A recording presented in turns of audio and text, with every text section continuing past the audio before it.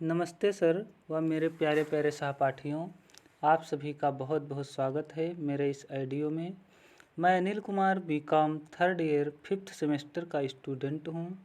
इस ऑडियो के माध्यम से प्रोफेसर विशाल वर्मा सर जी के द्वारा पढ़ाए गए subject paper GST goods and service tax के टॉपिक की चर्चा आप सभी के बीच साझा करना चाहता हूँ। उससे पहले मैं अपने सभी सहपाठियों व महाविद्यालय परिवार का बहुत बहुत आभार व्यक्त करता हूँ और मैं अपने प्रोफेसर विशाल वर्मा सर जी का हार्दिक गहराई से 2 लाइनों के थ्रू आभार व्यक्त करता हूँ, क्योंकि हमारे गुरु प्रोफेसर विशाल वर्मा सर हम सब में पढ़ाई के साथ साथ अपने आप को प्रेजेंट करने व बोलने की कला सिखाते रहते हैं, जो कि प्रत्येक स्टूडेंट की यह सबसे महत्वपूर्ण कला है, जिसे सिखाने का प्रयास हमारे प्रोफेसर विशाल वर्मा सर जी वर्ष भर अथक मेहनत से निरंतर करते रहते हैं। 2 लाइनें तो इस प्रकार हैं कि हर कदम पर सम्मान गुरु है, हर कदम पर सम्मान गुरु है, मेरे जीवन में भगवान गुरु है। हर कदम पर सम्मान गुरु है, मेरे जीवन में भगवान गुरु है। ईश्वर से मिला वरदान गुरु है, ईश्वर से मिला वरदान गुरु है।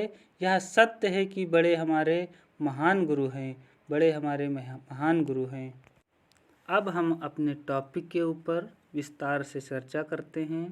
हमारा टॉपिक अप्रत्यक्ष कर से आपका क्या आशय है, भारत में अप्रत्यक्ष कर का प्रशासन कैसे होता है, भारत के संदर्भ में अप्रत्यक्ष करों के इतिहास पर लेख लिखिए। अप्रत्यक्ष कर, अप्रत्यक्ष कर से आशय मीनिंग ऑफ इनडायरेक्ट टैक्स, वह कर जिसका कराघात तथा करापात भिन्न भिन्न व्यक्तियों पर पड़ता है, उसे अप्रत्यक्ष कर कहते हैं। फॉर एग्जाम्पल, सीमा शुल्क, उत्पादन शुल्क, केंद्रीय बिक्री कर, सेवा कर, वैट आदि। अप्रत्यक्ष करों की विशेषताएं। नंबर 1, राजस्व का प्रमुख स्रोत। विश्व में सभी देशों में सरकारी राजस्व प्रमुख स्रोत अप्रत्यक्ष कर होते हैं। भारत में केंद्रीय एवं राज्य सरकार के राजस्व में अप्रत्यक्ष करों का 50% से अधिक अंशदान है। नंबर 2, सेवाओं एवं माल पर कर। अप्रत्यक्ष करों का आरोपण वस्तुओं माल के निर्माण, क्रय विक्रय, आयात निर्यात समय पर लगाया जाता है। वस्तुओं के प्रदान करने पर भी अप्रत्यक्ष कर लगाए जाते हैं। अप्रत्यक्ष कर की शिफ्टिंग। अप्रत्यक्ष कर प्रत्यक्ष रूप से आगे शिफ्ट हो जाता है। उदाहरणार्थ, पूर्तिकर्ता द्वारा चुकता जीएसटी माल के क्रेता से उसके मूल्य में शामिल करके वसूल कर लिया जाता है। अगली विशेषता है स्फीतिजनक। माल एवं सेवाओं पर लगाया गया कर सभी स्तरों पर मूल्य में वृद्धि करके मुद्रास्फीतिजनक सिद्ध होता है। नंबर 5, विशेषता नंबर 5, अप्रत्यक्ष कर भार का बोझ नहीं। चूँकि अप्रत्यक्ष कर भार सामान्यतया वस्तुओं और सेवाओं के मूल्य में शामिल होता है, अतः करदाता को कर भुगतान करते समय उसकी प्रत्यक्ष अनुभूति नहीं होती, जैसे कि प्रत्यक्ष करों के साथ होती है। अगली विशेषता नंबर 6, विस्तृत कराधान क्षेत्र।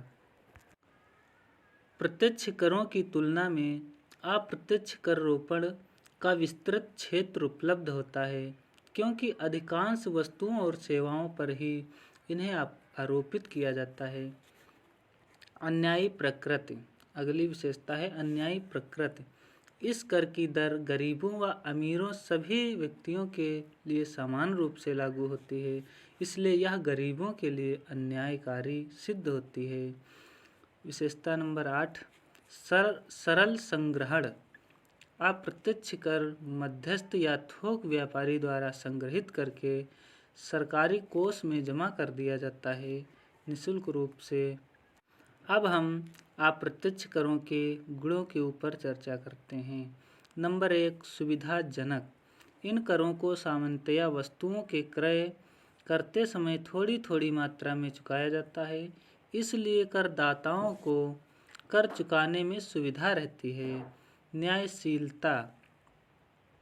निर्धन वर्ग द्वारा प्रयोग होने वाली आवश्यक वस्तुओं पर कम दर से कर लगाकर तथा धनी वर्ग द्वारा प्रयोग होने वाली विलासिता की वस्तुओं पर अधिक दर से कर लगाकर इन करों में न्यायशीलता लाई जा सकती है। नंबर 3, कर वंचना में कठिनाई। क्योंकि यदि उपभोक्ता कर लगी वस्तुओं को खरीदेगा तो उसे कर तो देना ही पड़ेगा और यह कर डीलर वसूल कर सरकार को जमा कर देगी। नंबर 4, अधिक लोच। अप्रत्यक्ष करों में प्रत्यक्ष करों की तुलना में अधिक लोच रहती है। विशेष रूप से आवश्यक वस्तुओं पर लगाए जाने वाले करों में पर्याप्त लोच रहती है। आवश्यकतानुसार इनमें परिवर्तन किया जा सकता है। नंबर 5, हानिकारक वस्तुओं के प्रयोग पर रोक। अप्रत्यक्ष करों द्वारा मादक पदार्थों तथा अन्य हानिकारक वस्तुओं पर ऊंची दर से कर लगाकर उनके प्रयोग को नियंत्रित किया जा सकता है। इसी कारण शराब, तंबाकू आदि पर उत्पादन पर ऊंची दर से करारोपण लगाया जाता है। नंबर 6, विस्तृत क्षेत्र। अप्रत्यक्ष करों से समाज के सभी वर्गों से सरकार को कुछ न कुछ कर की प्राप्ति आवश्यक रूप से होती है, इसी कारण इसका क्षेत्र काफ़ी बड़ा है। नंबर 7, विकासशील देशों में विशिष्ट महत्व। क्योंकि आय का स्तर नीचा होने के कारण प्रत्यक्ष करों से पर्याप्त आय संभव नहीं हो पाती। दूसरे, उपभोग को नियंत्रित करने के लिए तथा पूंजी निर्माण को प्रोत्साहित करने में अप्रत्यक्ष कर विशेष रूप से सहायक होते हैं। अब हम अप्रत्यक्ष करों के दोष के बारे में चर्चा करते हैं। Demerits of indirect tax. Number 1, अन्यायी प्रकृति। यदि इन करों को सामान्य उपभोग की वस्तुओं पर लगाया जाता है तो गरीबों की तुलना में धनी व्यक्तियों पर भार कम पड़ता है और गरीबों पर ज़्यादा, इसलिए ये कर अन्यायी साबित होते हैं। नंबर 2, अनिश्चितता। यदि इन करों से प्राप्त आय में अधिक अनिश्चितता रहती है क्योंकि करों के परिवर्तन से वस्तु की मांग और पूर्ति पर प्रभाव पड़ता है जिसका पहले अनुमान लगाया नहीं जा सकता है। नंबर 3, प्रभावपूर्ण मांग में कमी। अप्रत्यक्ष करों की दरों में वृद्धि करने से वस्तुओं की कीमतें बढ़ जाती हैं, जिनके कारण वस्तुओं की मांग में कमी का प्रभाव उत्पादन एवं राष्ट्रीय आय दोनों पर पड़ता है, जिससे राष्ट्र के विकास में बाधा पड़ती है।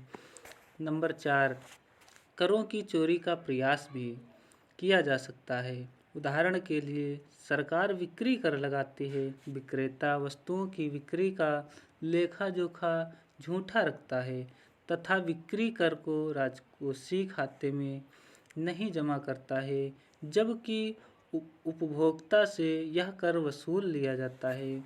अब हम जीएसटी के इतिहास पर चर्चा करते हैं। भारत में जीएसटी का प्रादुर्भाव।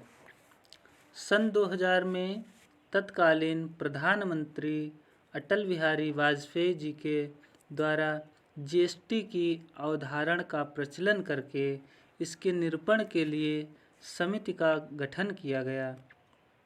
उसके बाद 2006 में केंद्रीय वित्त मंत्रालय ने 2006-07 का बजट प्रस्तुत करते हुए घोषित किया कि जीएसटी का प्रचलन 1 अप्रैल 2010 से होगा। तत्पश्चात 2014 में संविधान 122वां संशोधन विधेयक लोकसभा में प्रस्तुत किया। तत्पश्चात अगस्त 2016 में संविधान 122वां संशोधन विधेयक लोकसभा में प्रस्तुत किया गया। तत्पश्चात सितंबर 2016 जीएसटी परिषद की प्रथम सभा का आयोजन हुआ। उसके बाद मार्च 2017 में जीएसटी परिषद द्वारा सीजीएसटी, एसजीएसटी, आईजीएसटी, यूटीजीएसटी एवं क्षतिपूर्ति कर की संस्तुति हुई। तत्पश्चात अप्रैल 2017 में सीजीएसटी, आईजीएसटी, यूटीजीएसटी एवं क्षतिपूर्ति उपकर अधिनियम पारित हुआ। तत्पश्चात मई 2017 में जीएसटी परिषद द्वारा सभी नियमावलियों की संस्तुति हुई। तत्पश्चात 30 जून 2017 को सभी राज्यों द्वारा जेके यानी कि जम्मू कश्मीर को छोड़कर अपने एसजीएसटी अधिनियम पारित हुआ। तत्पश्चात 1 जुलाई 2017 को जीएसटी का प्रचलन हुआ। 8 जुलाई 2017 को जम्मू कश्मीर द्वारा एसजीएसटी एक्ट पारित एवं आईजीएसटी अध्यादेश द्वारा जीएसटी लागू हो गई। तत्पश्चात उसकी यात्रा सतत चलती रही। क्वेश्चन नंबर 2 है हमारा, निम्नलिखित पर संक्षेप में टिप्पणी लिखिए। नंबर 1 जीएसटी क्षतिपूर्ति उपकर, नंबर 2 अनुपालना श्रेणियन, number 3 GST common portal, number D कर मुक्त एवं कर मुक्त पूर्तियाँ, नंबर ई राजस्व तटस्थ दर। अब हम क्षतिपूर्ति उपकर की वसूली बताएंगे। नंबर 1 माल एवं सेवाएं कर राज्यों की क्षतिपूर्ति अधिनियम 2017 संक्षेप में क्षतिपूर्ति अधिनियम के अधीन राज्यों को जीएसटी के क्रियान्वयन पर आधार वर्ष 2015-16 से राजस्व में होने वाली हानि की पूर्ति अगले 5 वर्ष तक करने का प्रावधान है। नंबर 2 जीएसटी परिषद ने दिनांक 5 अक्टूबर 2020 को आयोजित सभा में निर्णय लिया कि क्षतिपूर्ति उपकर की वसूली अवधि को जून 2022 तक की 5 वर्षीय अवधि का विस्तार करके राज्यों की क्षतिपूर्ति अगले 2 वर्षों अर्थात जून 2014 तक प्रदान की जाए। केंद्र सरकार इस अवधि में आगे और भी विस्तार कर सकती है। नंबर 3 माल और सेवाओं के अंतर्राज्यीय अथवा राज्य के अंदर निर्दिष्ट पूर्ति पर क्षतिपूर्ति उपकर वसूली योग्य है। नंबर 4 कंपोजिट स्कीम के विकल्पधारी करदाता से ऊपर उपकर उद्ग्रहण नहीं है।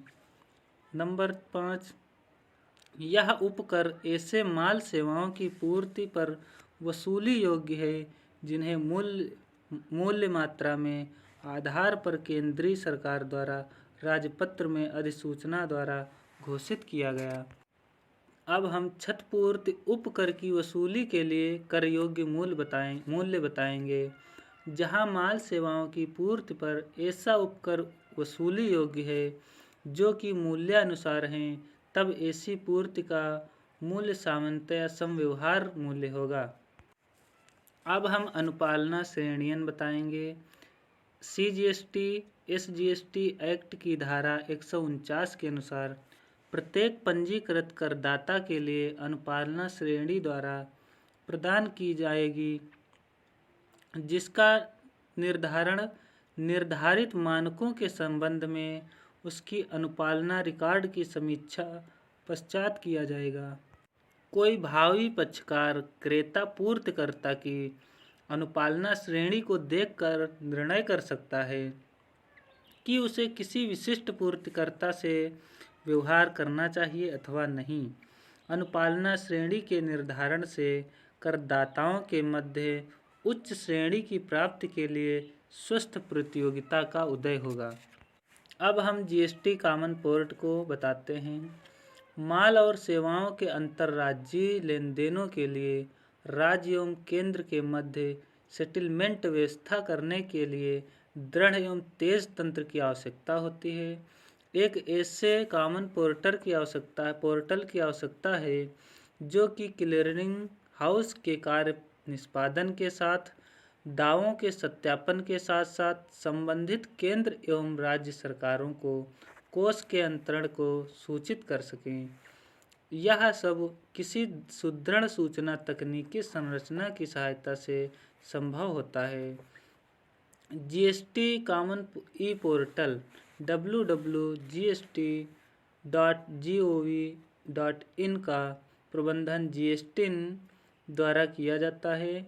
जीएसटी की स्थापना विशेष उद्देश्यीय साधन के रूप में सरकार द्वारा की गई है, जो करदाता केंद्र एवं राज्यों के मध्य सूचना तंत्र की सेवा करता है। और जीएसटी मुख्यतः 3 रूपों में करदाता को सेवा प्रदान करता है। नंबर 1 पंजीयन, नंबर 2 भुगतान एवं रिटर्न्स, नंबर 3 जीएसटी के कार्यों में शामिल हैं। नंबर 1 पंजीयन करना, नंबर 2 केंद्र एवं राज्य सरकारों को रिटर्न भेजना, नंबर 3 जीएसटी की गणना एवं सेटलमेंट, नंबर 4 बैंकिंग नेटवर्क के साथ भुगतान का मिलान, नंबर 5 केंद्र एवं राज्य सरकारों की रिटर्न सूचनाओं के आधार पर MIS स्पोर्ट्स कराना, नंबर 6 करदाता को प्रोफाइल के विश्लेषण की उपलब्धि, नंबर 7 इनपुट क्रेडिट के रिवर्सल मैचिंग एवं रिक्लेम तंत्र का संचालन। अब हमारा टॉपिक समाप्त हुआ। धन्यवाद।